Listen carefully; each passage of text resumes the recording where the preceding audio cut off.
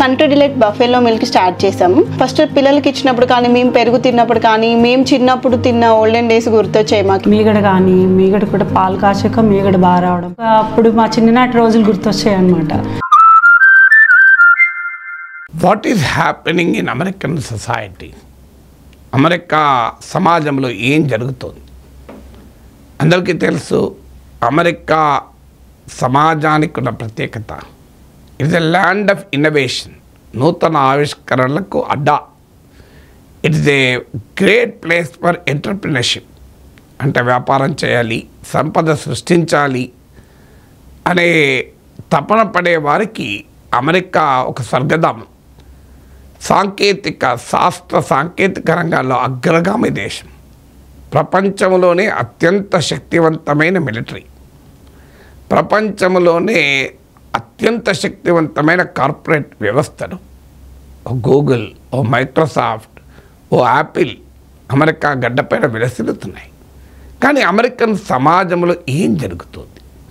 విద్వేషం, హత్యాకాండ, gun violence, racial hatred ఎందుకు జరుగుతున్నాయి? మీకు అనేక ఉదాహరణలు కనబడతాయి. అమెరికా ప్రెసిడెంట్గా ట్రంప్ కాకముందు ఎన్నికల ప్రచార సమయంలో అప్పటికే మాజీ అధ్యక్షుడిగా ఉన్న ట్రంప్ పైన 2 సార్లు హత్యా ప్రయత్నాలు జరిగాయి. ఇటీవల చార్లీ కిర్క్, మగా ఐడియాలజికల్ యాక్టివిస్ట్ హత్య వరకు అసలు ఏమి జరుగుతుంది? అమెరికన్ సమాజం, అమెరికా సమాజం ఇంతగా పోలరైజ్ అయి ఎందుకుంది? ఎందుకింత విద్వేషము, ఎందుకింత అసహనము పెరుగుతోంది? సమాజం మొత్తాన్ని ఆవరించి ఉండకపోవచ్చు, మనం ఎవరిని భయపెట్టాల్సిన అవసరం లేదు. అమెరికా అన్సేఫ్, అమెరికాకు వెళ్ళడమే అని అనుకుంటే పొరపాటు. అమెరికాకు వెళ్ళడం అన్సేఫ్ ఏమీ కాదు. కానీ రియాలిటీ ఏంటి? అమెరికన్ సమాజంలో ఈ ధోరణులు మాత్రం పెరుగుతున్నాయి. ఎందుకు పెరుగుతున్నాయి? మొదటి కారణం అమెరికాలో ఉండే ఇన్కమ్ ఇన్ఈక్వాలిటీస్. ఇప్పుడు మన దేశంలోనే అసమానతల గురించి మాట్లాడుకుంటాం. వాస్తవంగా అమెరికాలో కూడా చాలా పెద్ద అసమానతలు ఉన్నాయి. మీకు అత్యంత పేదరికంలో ఉన్నవారు కూడా ఉంటారు, ఇల్లు లేని వాళ్ళు. అదే సమయంలో ఆకాశ హిమాలయాలలో 100 కోట్ల విలువైన ఇళ్లలో ఉండేవారు కూడా ఉంటారు. సో అన్ని రకాల వాళ్ళు, మీకు అతి తక్కువ వేతనంతో బతికే వాళ్ళు ఉంటారు, భారీగా సాలరీస్ పొందే వాళ్ళు కూడా ఉంటారు. It's a country with humongous income and wealth inequalities. So ఆస్తుల మధ్య, ఆదాయాల మధ్య పెద్ద ఎత్తున అసమానతలు ఉన్న దేశం అమెరికా. ప్రపంచంలోనే హై ఇన్కమ్ కంట్రీస్, సంపన్న దేశాలలో అత్యధిక ఆదాయ ఆస్తిపరమైన అసమానతలు ఉన్న దేశం అమెరికాయే. ఇది మొదటిగా, అంటే ఎకనామిక్ రంగంలోనే ఉండే ఇన్ఈక్వాలిటీస్. రెండవది డెమోగ్రఫీలో వస్తున్న మార్పు. Racial composition of America is changing. ఈ ధోరణి గత 40 ఏళ్ళుగా మారుతూ వచ్చింది. అమెరికాలోకి ఇతర ప్రాంతాలు, ప్రపంచంలోని ఇతర దేశాల నుంచి భారీగా రకరకాల పద్ధతుల్లో అమెరికాకు ప్రవేశిస్తున్నారు. లీగల్గా భారీగా ప్రవేశిస్తున్నారు, ఇల్లీగల్ కూడా. దాంతో అమెరికన్ డెమోగ్రఫీలో చేంజ్ వచ్చింది. 1980 సెన్సస్ ప్రకారము 80% మంది వైట్ అమెరికన్స్గా గుర్తించబడేవారు. అది 2020 సెన్సస్కి వచ్చే వరకు 58% పడిపోయింది. ఇప్పుడు ఈవెన్ మెజారిటీ కూడా వైట్ది కాదు అనే ఆందోళన పెరుగుతుంది. అందుకే మేక్ అమెరికన్ గ్రేట్ అగైన్, అసలు meaning make American white again అని. ఇది white racist slogan. America white అమెరికాగా ఉన్నప్పటి స్వర్ణయుగం రావాలి అని. ఆ సెక్షన్ని ట్రంప్ రిప్రజెంట్ చేయడం వల్ల ఇంత భారీగా పెరిగాడు. ట్రంప్ నుంచి చార్లీ కిర్క్ వరకు అగ్రెసివ్గా ఈ వాదనని నమ్మారు. దీన్నే గ్రేట్ రిప్లేస్మెంట్ థియరీ అంటారు. అంటే దేశ జనాభాలో తరతరాలుగా మెజారిటీగా ఉన్న వైట్ అమెరికన్స్ మైనారిటీలోకి పడిపోతారు అని. ఈ గణాంకాల ఆధారంగానే ఇప్పటికిప్పుడు ఆ ఛాలెంజ్ లేకపోయినా దానికి కొంత ఎగ్జాగరేషన్ ఉన్న, కొంత వాస్తవం కూడా ఉంది. ఏషియన్స్గా, హిస్పానిక్స్గా ఐడెంటిఫై అయ్యేవారు 1980 సెన్సస్లో 8% ఉంటే 2020 సెన్సస్లో 25% పెరిగారు. సో దీనికి తోడు మీకు వైట్ అమెరికన్ ఎవరేజ్ ఇన్కమ్ లెవెల్కు Asian American Indian American average income లెవెల్కు గణనీయమైన తేడా ఉంటుంది. అంటే Indian Americans, Asian Americans relatively better educated, better skill and better employed also. ఇది కూడా ఈ అసమానతలకు ఆద్యం వస్తుంది. Third factor not only income inequalities and demography. 2010 దశాబ్దం సెన్సెస్లో మొదటిసారి వైట్ పాపులేషన్ తగ్గుతున్నట్లు రిపోర్ట్ అయింది.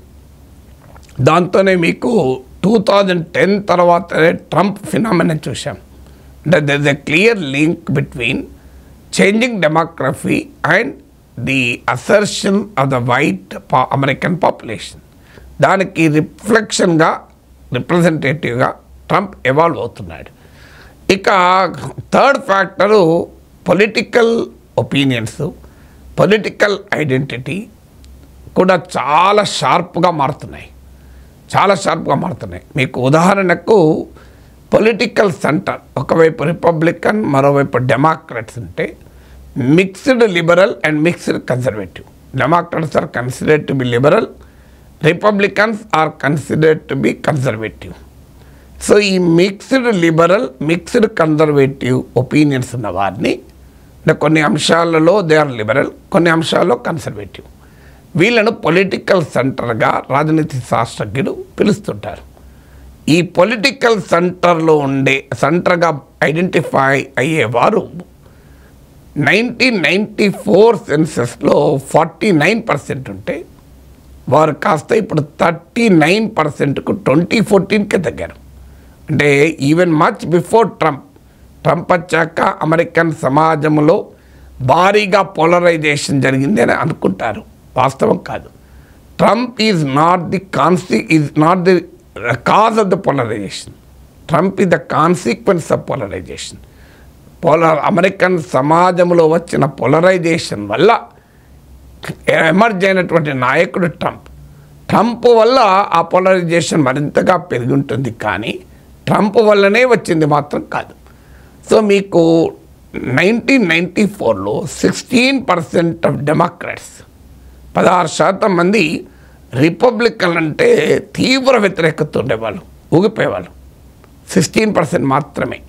ఇప్పుడు అది 38% పెరిగింది. 2014 నాటికి, ఇప్పటికి కూడా కాదు. 38% ఆఫ్ డెమోక్రాట్స్ రిపబ్లికన్ అంటే భరించలేరు. అలాగే 1994లో 17% ఆఫ్ రిపబ్లికన్స్ డెమోక్రాట్లు అంటే అస్సలే భరించలేకపోయారు. అది ఇప్పుడు కాస్త 43%, ఇప్పుడు కాదు 2014 నాటికే, 2014 నాటికి 43% ఆఫ్ రిపబ్లికన్స్ డెమోక్రాట్ అంటే భరించలేని పరిస్థితికి వచ్చింది. బహుశా 2024 డేటా నా దగ్గర లేదు, కానీ అది 50% రీచ్ అయిందో అంతకన్నా ఎక్కువ ఉండొచ్చు. అంటే డెమోక్రాట్లు రిపబ్లికన్ల మధ్య పచ్చగడ్డి వేస్తే బగ్గుంటుంది. అసలు ఒకరిని చూస్తే ఇంకొకరు సహించలేని పరిస్థితి. ఆంధ్రప్రదేశ్ రాజకీయాలు గుర్తొస్తాయి చూస్తే. టీడీపీ వైసీపీల మధ్య ఎలా పోలరైజ్ అయిపోయిందో అమెరికన్ సమాజం కూడా అలాగే మారింది. డెమోక్రసీలో శత్రువులు ఉండరు, ప్రత్యర్థులు ఉంటారంటారు, కానీ వారి డెమోక్రాట్ రిపబ్లికన్లు శత్రు శిబిరాలుగా మోహరించబడి ఉన్నటువంటి పరిస్థితి. ఇక మధ్యలో సెంట్రిస్ట్ పొలిటికల్ ఒపీనియన్ అనేది స్క్వీజ్ అయిపోతుంది, లేకుండా పోతుంది. ప్రతి అంశం పైన, ఇమ్మిగ్రేషన్ పైన, అబార్షన్ పైన, ట్రాన్స్జెండర్ రైట్స్ పైన, గన్ వైలెన్స్ పైన డెమోక్రాట్ల రిపబ్లికన్ల మధ్య స్పష్టమైన, తీవ్రమైన, clear and intense ideological divide కనబడుతుంది. ఇప్పుడు నేను చెప్పిన గణాంకాల్లో ప్యూర్ రీసెర్చ్ ఫైండింగ్స్ ఆధారంగా చెప్పాను. సో ఈ పరిశోధన ఆధారంగా వచ్చేటువంటి మరొక ఫ్యాక్ట్ ఏంటంటే, సోషల్ మీడియా సమాజంలో ఉండే ఈ పోలరైజేషన్ను భారీగా పెంచుతుంది అని. సోషల్ మీడియాకు ఉండే క్యారెక్టర్ ఏంటంటే, కొంతమంది అగ్రెసివ్గా ఎమోషన్స్ రెచ్చగొడుతూ ఉంటారు. ఆ ఆల్గరిథమ్స్ ఏం చేస్తాయంటే వాటిని పెద్ద ఎత్తున తీసుకెళ్తాయి. అంటే ప్రజల సైకాలజీని స్టడీ చేస్తూ వారి విశ్వాసాలను మరింతగా పెంచేలా మెసేజెస్ను షేర్ చేస్తూ ఉంటాయి. దీన్నే ఇకో ఛాంబర్ ఎఫెక్ట్ అంటారు. సో ఈ ఇకో ఛాంబర్స్ వల్ల కూడా పోలరైజేషన్ పెరుగుతూ ఉంటుంది. అంటే ఎటువైపు అభిప్రాయాలు ఉన్నవారు అటువైపు మరింతగా ఆ అభిప్రాయాలు గట్టిపరుచుకుంటారు. ఇవాళ మీకు ట్విట్టర్ ఎక్స్గా ఇప్పుడు పిలుస్తాం, దానిపైన పరిశోధన ఏం చెప్తుందంటే ఎక్స్లో ట్విట్టర్లో 73% పొలిటికల్ ట్వీట్స్ అంటే రాజకీయాలపైన చేసిన ట్వీట్స్లో చేసింది ఎంతమంది అంటే 6% వాళ్ళే. అంటే అంత పెద్ద ఎత్తున పొలిటికల్ ట్వీట్స్ చేస్తారు. ఇప్పుడు ట్విట్టరే కాదు, యూట్యూబ్లో కూడా చూడండి మీరు, ఈ విద్వేషపూరితంగా కామెంట్లు పెట్టేవాళ్ళు కొద్దిమంది. సమాజంలో అందరూ అలా ఉండరు, కానీ ఆ కొద్దిమంది అగ్రెసివ్గా ఈ పని చేస్తూ ఉంటారు. అది సోషల్ మీడియాకు ఉండే క్యారెక్టర్ రీత్యా అది మల్టిప్లై అయ్యి ఎక్కువ మందికి చేరుతూ ఉంటుంది. ఫలితంగా అమెరికాలో గన్ వాయిలెన్స్ కూడా పెరిగింది. మీరు అమెరికాలో గన్ వాయిలెన్స్ మీరు చూస్తే యూకేతో పోలిస్తే 340 టైమ్స్ ఎక్కువ, 340 రేట్లు ఎక్కువ, 340 రేట్లు టైమ్స్. ఇక జపాన్తో పోలిస్తే 862 టైమ్స్ ఎక్కువ, 862 రేట్లు ఎక్కువ.